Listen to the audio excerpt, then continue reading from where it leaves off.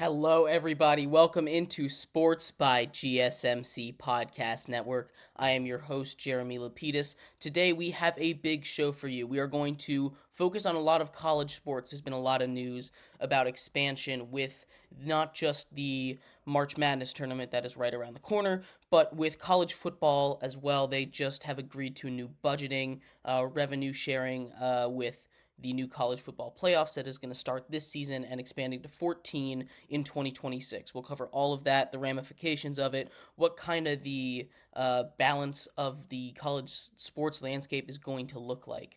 Dylan Cease was traded to the Padres for a whole bunch of picks, as well as Devin Williams is down with injury, leaving him out for a couple months, how that's going to affect both the Padres, the Brewers, the White Sox, and some of the prospects that the White Sox got back for Devin Williams. Not Devin, for Dylan Cease, excuse me. And we're going to wrap up our show. There's been a couple massive trades in the NFL, some trade rumors, including Deebo Samuel. Sam Howell was traded to the Seahawks from the Commanders, and we'll talk a little bit about the Cowboys as well, how they've been weirdly quiet in free agency after saying they were all in. But we're going to start off our show talking about March Madness. It is March. That is the star of the sports world, March Madness. But before we get into that, remember that if you would like to be an even bigger part of the show than you already are, all you need to do is go to gsmcpodcast.net. Again, that link is gsmcpodcast.net. You can leave a tip or donation there. It'll if you leave a message, it'll pop up on our screen here for you, me, everyone else across all these streaming platforms to see. We'll have a little conversation. We'd love to hear your thoughts. Leave a comment, leave a tip or donation. Again, that link is gsmcpodcast.net. We appreciate everything you do give. But let's just get right into our first segment. March Madness expansion. And we've kind of delved into this a little bit previously on our show. If you go back just a couple years ago, we talked about, a couple weeks ago, we talked a little bit about how it was first proposed and a little bit behind it.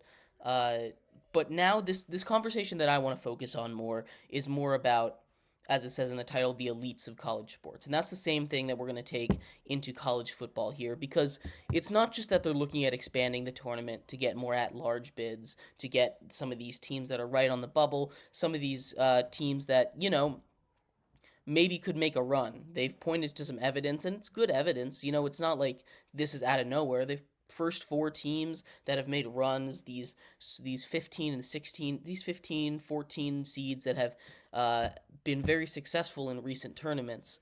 But the issue isn't expansion, all right? Because you can expand it. You can expand it to 72, to 70, 76 is what they're talking about. And that's not a huge change. That'll let a couple of those bubble teams in. It's still a multiple of 4, so it's not actually going to affect the bracket all that much. You'll still have a nice, clean bracket. But as far as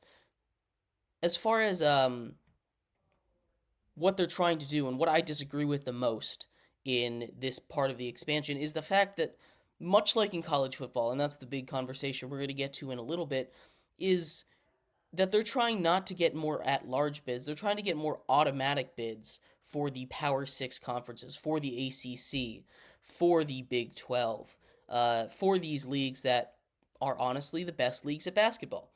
But doing that for basketball, for football, for any sport, it kind of takes away the magic of college sports. And really that is kind of the battle that not just basketball is fighting, but what every single college sport, major college sport, is fighting right now.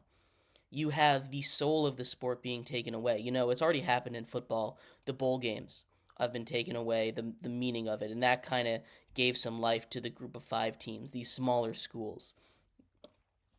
But what March Madness does, it's kind of this last bastion of light for these smaller schools, for your group of 5 teams that get these automatic qualifiers that wouldn't sniff the tournament either way.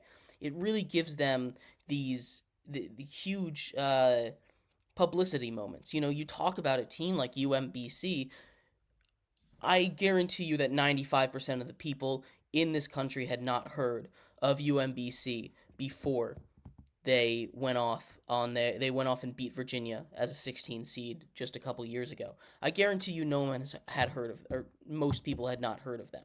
And now they are a lot closer to being a household name. There's stories like this all the time, and that's what makes the March Madness tournament so magical. It gives these teams a fair shot. It's kind of the last place in college sports, at least in major college sports, where teams have this equal shot at glory. It makes it have a soul, as Mike Krzyzewski put it. Uh, you're kind of sucking out the soul of college basketball. We don't know what the NCAA is going to look like in 5 years. We don't. This is the most turmoil the NCAA has ever been in as far as I can remember. There's a shot 5 years from now the NCAA doesn't exist, and now they're looking at making changes to what is, in my opinion, the greatest postseason, point blank, period, end of sentence. They're looking at completely dismantling the format. I am fine adding a couple more teams. I understand. You could make the argument that, the last time they expanded, there were 100 less teams in college basketball. But now there are 100 more, and you see some of these 16 seeds start to succeed. Maybe you can add a couple more teams. Add some more at-larges. You see some first four teams go pretty far. UCLA a couple years ago made the Final Four. Syracuse made a big run a couple years ago as well. It's not the worst thing in the world to add a couple more teams. But to take away the format of one champion from your conference makes it, not only does that devalue the championship tournaments that are so much fun to watch, regardless of if your team is going to make the NCAA tournament, those conference tournaments kind of have a mini March Madness of their own, right? They have this same effect in a much more contained bubble, not a national circle, and just a small little bubble, those conference tournaments. And if by expanding it like this, saying, oh, ACC, Big 12, you guys can have two teams, it's going to take away the importance of these conference tournaments. It really is going to spoil the magic. And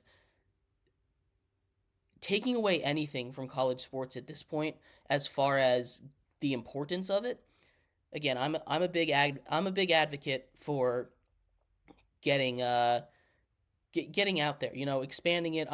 I love sports. I'm always going to be there for more games, always.